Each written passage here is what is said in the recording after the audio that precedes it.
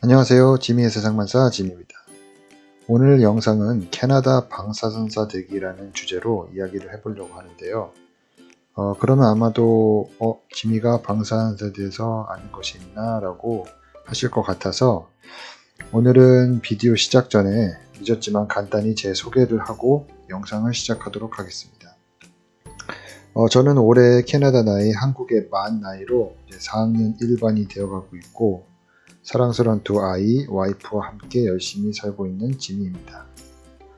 저는 한국에서 대학교 때 방사선과를 졸업하고 약 4년 정도 일을 하고 있었고 그 무렵 와이프의 권유로 이민을 준비해서 2010년 6월 캐나다 밴쿠버로 이민을 오게 되었습니다.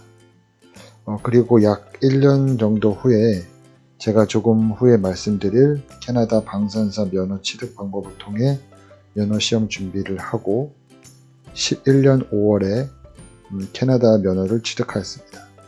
그리고 같은 해 10월 기존에 일하고 계시던 어떤 선생님의 도움을 받아서 벨리 메디컬 이미징이라는 엑스레이 클리닉에서 캐나다 방사선사로서 첫 발을 디디게 되었습니다.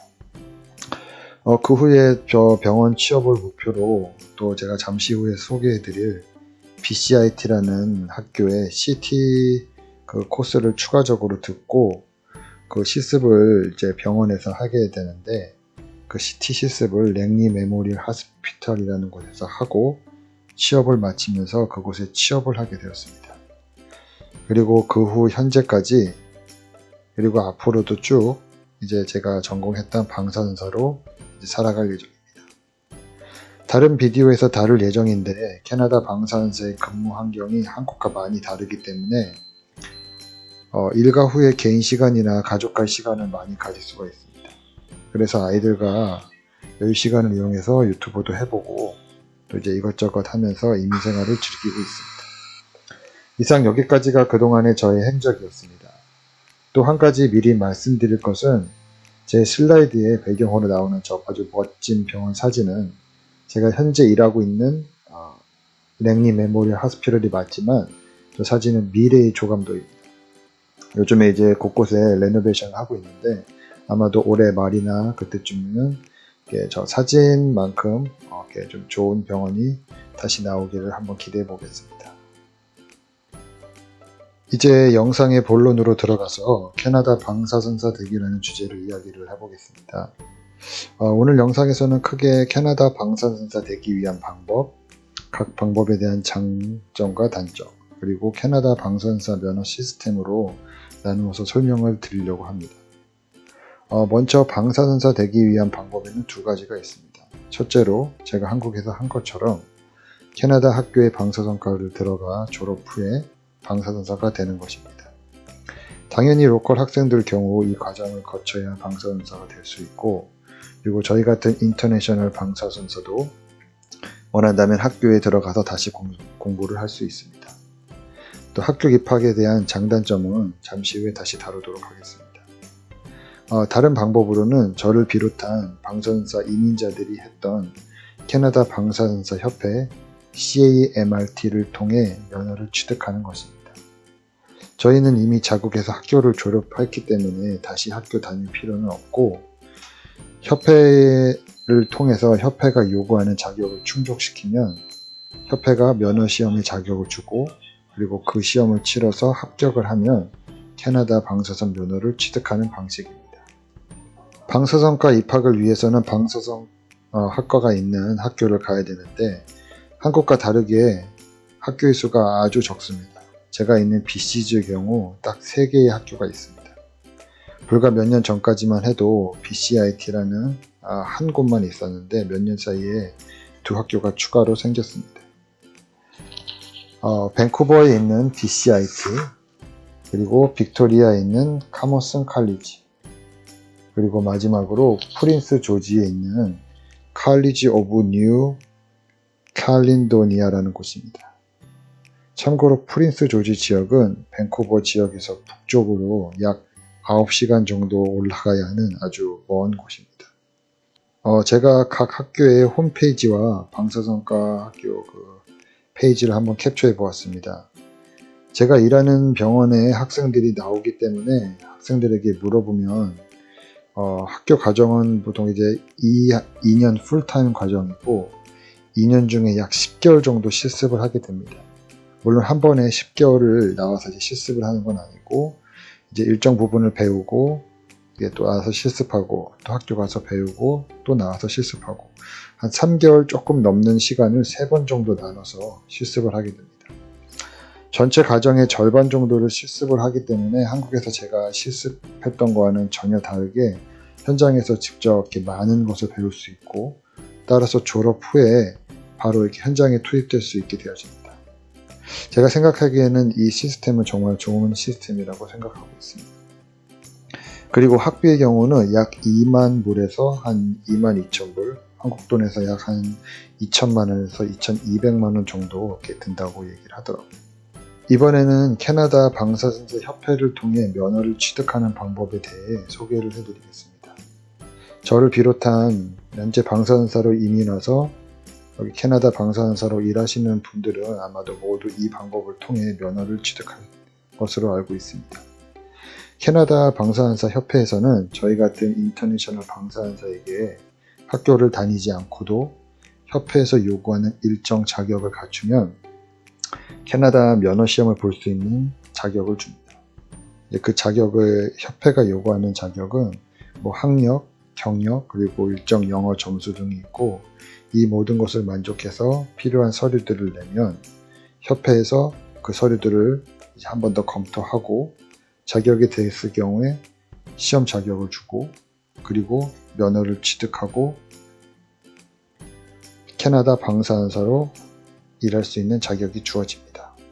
저 역시 이 방법을 통해 면허를 취득하였고 현재 방사선사로 근무 중에 있습니다. 이것은 캐나다 방사선사 협회이지 홈페이지 모습입니다. 이곳에서 제가 표시한 부분에 들어가시면 어세스먼트 프로세스라는 페이지가 있고 이것을 보시면 전체적인 아까 제가 말씀드린 그 프로세싱 과정과 그리고 필요한 서류들이 나와 있습니다. 저는 이렇게 화면의 일부를 캡처했지만 천천히 스크롤 다운 하셔서 모든 페이지를 읽어보시기를 바랍니다. 이 페이지는 자격 검증을 위해 제출해야 하는 영어 점수를 보여주고 있습니다. 토플, IELTS 그리고 마지막 시험 종류는 제가 잘 모르지만 아무튼 이렇게 3가지의 시험 점수를 인정해주고 있습니다. 캐나다 방사선사로 살려면 캐나다에서 거주 문제, 즉 영주권 문제를 좀 해결을 해야 되는데 영주권 신청에도 필요한 IELTS 제너럴 시험을 준비하게 되면 영주권을 신청하고 또는 이제 그 면허 시험을 신청할 때 양쪽에 다 쓸 수 있기 때문에 보통 많은 분들이 이 종류의 시험을 준비하시게 됩니다. 이곳에서는 이제 시험 일정과 비용을 보여주고 있는 페이지인데요. 자격 검증 후에 이제 시험 자격을 주어져서 시험을 보게 되면 요즘 같은 경우 제가 알기로 약 2년 안에 4번까지 시험을 볼 수 있는 것으로 알고 있습니다. 제가 했을 때는 이제 기간에 상관없이 총 3번까지 시험을 볼 수 있었는데 요즘은 기간과 횟수가 조금 변한 것으로 알고 있습니다. 또 비용 면에서도 저희 때와 조금 변한 것이 있는데 저희 경우는 시험 비용만 냈었는데 저도 이번에 이 표를 보니 시험 비용뿐만 아니라 이제 그 시험 보는 장소에 대한 그 피도 같이 내는 것 같습니다. 그래서 이제 모든 그 비용을 합하게 되면 제가 봤을 때 약 한 1,000불 정도의 비용을 지불해야 되는 것으로 보입니다.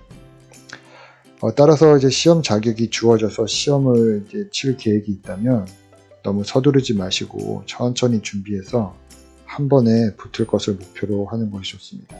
비용이 아주 만만치가 않은 것 같습니다.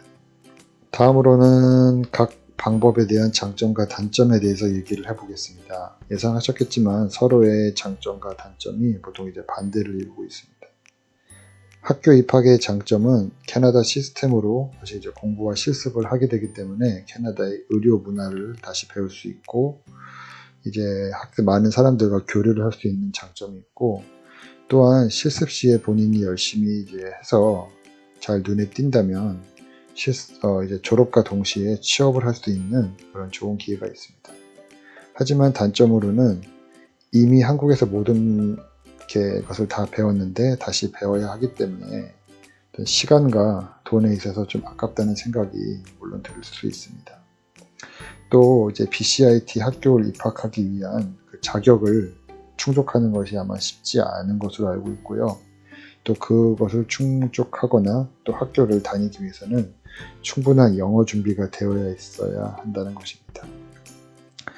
이번에 협회를 통한 면허 취득의 장점은 학교 과정 2년보다 좀 더 짧은 시간에 모든 자격이 이제 다 만족한다면 그보다 짧은 시간에 이제 면허를 취득할 수 있고 또 약 2만 불의 학비를 절약할 수 있는 장점이 있고, 또한 학교 커리큘럼에 맞춰 이제 공부하는 것이 아니고 본인이 이제 스스로 공부를 하는 것이니까 이제 본인이 열심히 한다면 이제 간단한 일도 하면서 시간을 스스로 이제 계획해서 공부할 수 있는 장점이 있습니다. 하지만 단점은 이제 모든 것을 본인 스스로 해야 된다는 것입니다. 이제 면허 자격 이제 검증을 위한 서류 준비부터 영어 시험, 그리고 면허 시험 준비까지 모든 것을 스스로 공부하고 준비해야 하는 것이기 때문에 많은 노력과 충분한 그 영어 능력이 필요합니다.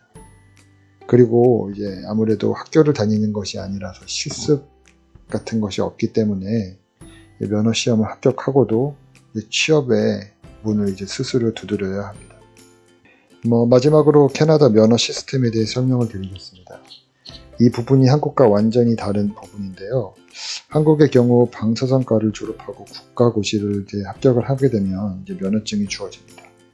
여기까지는 좀 캐나다랑 비슷한데, 한국의 경우 학교에서 모든 과정, 엑스레이, CT, MRI, 치료, 핵의학, 초음파를 다 배우기 때문에 취득한 방사선사 면허로 본인이 원하는 부분을 어디든지 갈 수가 있습니다. 물론 가서 추가적으로 또 이제 본인 스스로 공부도 해야 되고 현장에서 많이 배워야 하지만 자기가 원하는 분야 어디든 갈 수 있습니다. 하지만 캐나다는 방사선사 치료, 핵의학, 초음파 그런 과들이 학교 입학부터 이제 다른 각자의 과로 입학을 하게 됩니다. 그래서 방사선과의 별개로 이제 각자의 과로 입학을 하게 되고 과 사이에도 전혀 교류나 관련이 없습니다. 물론 각각의 과에 대한 그 면허도 따로 있고요. 그래서 일반적으로 제가 얘기하는 그 방사선과를 졸업하면 기본적으로 엑스레이를 하게 되어 있고, 본인이 원할 경우 추가로 공부를 하면 CT나 맘모그램, MRI를 할 수 있게 됩니다. CT와 맘모그램은 면허 시험이 따로 필요 없이 이제 스스로 공부해서 서티피케이션을 받는 것이고, MRI 같은 경우는 공부와 실습 그리고 면허 시험까지 마쳐야 MRI 이제 테크니션으로서 일을 할 수 있게 됩니다. 여기까지가 제가 오늘 준비한 영상입니다. 저는 이 영상을 통해 아주 세세한 방법까지 알려드리려고 한 건 아니고 이제 캐나다 방사선사가 되기 위한 큰 아이디어를 제공하기 위해서 만들어 봤습니다. 정말 관심이 있으신 분들이라면 시간을 내서 캐나다 방사선사 협회와 또는 학교 홈페이지를 차근차근히 읽어보시기를 말씀드리고요. 이것이 이제 본인의 아무래도 영어 실력을 또 한 걸음 늘려가는 길이라고 생각합니다. 앞으로 캐나다 방사선사 관련해서 몇 개의 영상을 더 준비할 계획이 있고요. 다음 영상에서는 면허를 취득했다면 이제 취업 준비는 어떻게 해야 하고 요즘 또 취업 상황은 어떤지, 그리고 취업이 되었다면 캐나다 방사선사의 고용 형태는 한국과 어떻게 다른지에 대해 얘기해 보려고 합니다. 조금만 더 기다려 주시고요. 오늘 영상 봐주셔서 감사드리고 조금이나마 도움이 되었기를 바랍니다. 궁금하신 점 있으시면 언제든 코멘트 남겨주시고 최대한 빨리 답변 남기도록 하겠습니다. 구독, 좋아요 버튼 잊지 말아주시고 오늘도 좋은 하루 보내시기 바랍니다. 감사합니다.